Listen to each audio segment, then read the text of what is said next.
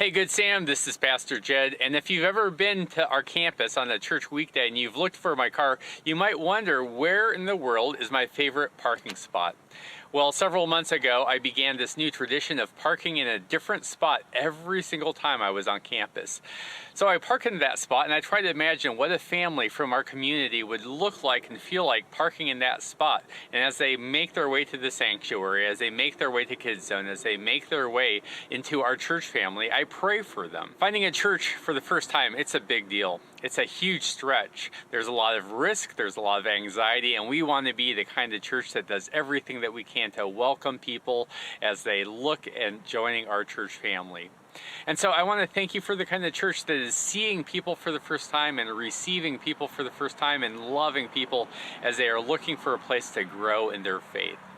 This week we wanted to let you know that if you are new or if you have needs or you want us to join you in prayer, that we would love to have you fill out a Connect card.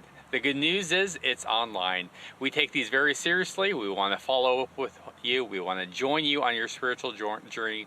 We want to pray with you. Speaking of joining our family, I'm thrilled that there are so many people that have been asking me, when is our next membership class?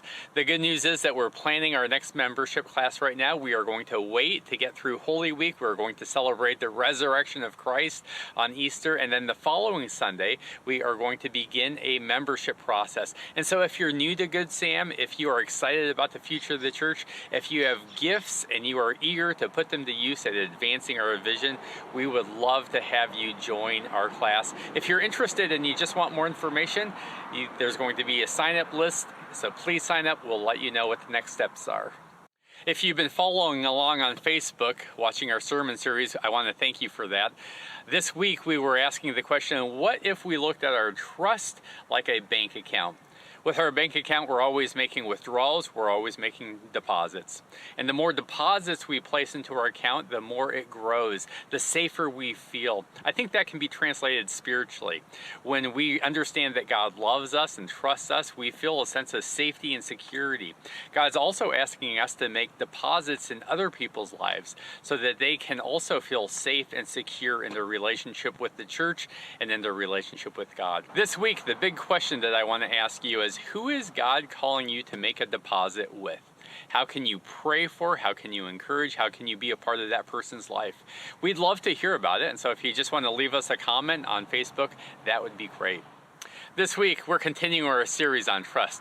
We're answering the question, what happens when you need to rebuild trust with yourself? We're looking at Peter's life, and we're looking at how Jesus went after him. Jesus invited him. Jesus encouraged him. Jesus gave him a second chance. If you need a second chance, this is a great Sunday to jump on board. The last thing we wanted to remind you of is that this coming Sunday, it's daylight savings. And so we are having the opportunity of sacrificing just a little bit, but waking up an hour early to join our church family as we worship God. I'll see you on Sunday. Blessings.